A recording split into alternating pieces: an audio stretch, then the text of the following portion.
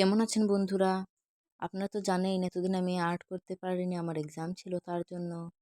তারপর এক্সাম হল থেকে এসেই দেখেছিলাম এই ক্যানভাসটি খুব বিচ্ছিরি ছিল, তাই প্রথমে এটার মধ্যে জেসো অ্যাপ্লাই করে নিয়েছি।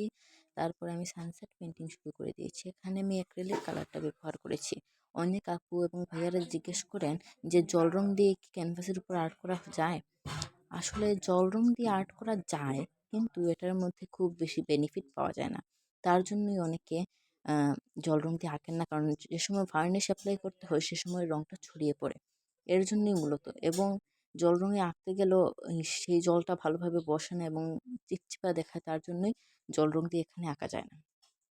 এই সানসেট পেন্টিংটা কিন্তু আমার বুদ্ধি না, আমি কিন্তু এটা একটা ইন্সপিরেশন, মানে শামিমাস আর্ট এখান থেকে নিয়েছি। খুব সুন্দর করে আপু আঁকে, তার জন্য আমি একটু ট্রাই করলাম, কিন্তু আমারটা এত সুন্দর হয়নি। ভালো লাগলে আপনারা লাইক দিয়ে দিবেন।